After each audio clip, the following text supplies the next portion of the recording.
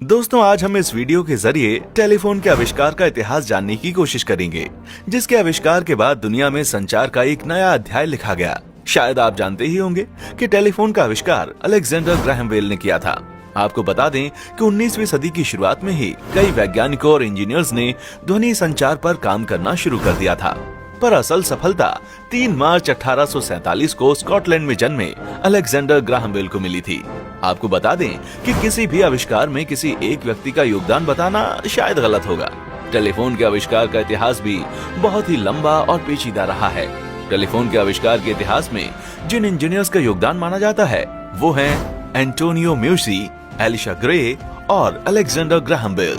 हालांकि इन तीनों में से टेलीफोन का पहला आविष्कार किसने किया था ये आज भी कॉम्प्लिकेटेड है, लेकिन 7 मार्च 1876 को ग्राहम बेल को टेलीफोन का पेटेंट मिल गया था, इसलिए उन्हें ही टेलीफोन का असल आविष्कारक माना जाता है। इन तीनों से पहले भी कई खोजकर्ता और इंजीनियर्स ने ध्वनि संचार पर काम करना शुरू किया था। सन 1667 में रॉबर्ट हुक ने स्ट्रिंग टेलीफोन का निर्माण किया, जिसमें साउंड वेव स्ट्रिंग के मैकेनिकल वाइब्रेशन से एक जगह से दूसरी जगह ट्रांसफर होती हैं। बच्चे आज भी टिन के 2 डिब्बों को वायर से जोड़कर एक दूसरे से टेलीफोन खेलते हैं। रॉबर्ट हुक का टेलीफोन भी इसी सिद्धांत पर आधारित था। सन 1816 में फ्रांसिस रोनाल्ड ने स्टैटिक इलेक्ट्रिसिटी यूज करके दुनिया का पहला वर्किंग टेलीग्राफ बनाया था, जिससे कि लंबी दूरी तक संदेश भेजा जा सकता था। पर इसकी समस्या ये थी कि इससे मैसेज को कोडेड फॉर्म में ही भेजा जा सकता था, वो भी एक बार में सिर्फ एक। 1861 में जर्मनी के एक इंजीनियर जोहन फिलिप राइस ने ध्वनि के संचारण के लिए पहला वर्किंग डिवाइस बनाया और उसे टेलीफोन नाम दे दिया।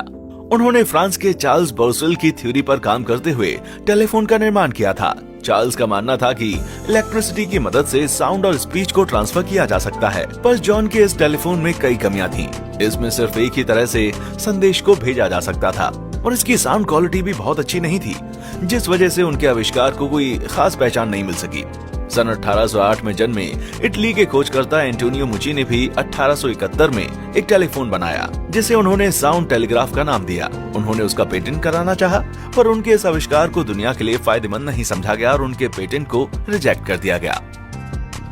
अलेक्जेंडर ग्राहम बेल को ध्वनि विज्ञान में शुरुआत से ही रुचि थी, क्योंकि उनकी माँ और बीवी दोनों ही बहरी थी और इसीलिए उन्हें ध्वनि पर काम करना हमेशा ही प्रेरित करता था। ग्राहम बेल ने 1871 में टेलीफोन पर काम करना शुरू किया था। उन्होंने इस कार्य के लिए एक सहायक भी रखा था, जिसका नाम था थॉमस वॉटसन। इसने ग्राहम बेल के टेलीफोन के आविष्कार में काफी मदद की। ग्राहम बेल ने हार्मोनिक टेलीग्राफ पर काम करना शुरू किया था, जो कि एक प्रकार का डिवाइस था जिससे एक साथ मल्टीपल मैसेज ट्रांसमिट होता था। उन्होंने इस पर काफी सुधार किया और फिर उन्होंने एक साधारण सा रिसीवर बनाया जो इलेक्ट्रिसिटी को साउंड में बदल देता था। 7 मार्च 1876 को ग्राहम बेल ने एक पेटेंट फाइल किया और अपने आविष्कार के बारे में दुनिया को बताया। इसके बाद उनके पेटेंट को अप्रूवल मिल गया और अलेक्जेंडर ग्राहम बेल को आधिकारिक तौर पर टेलीफोन का आविष्कारक माना गया।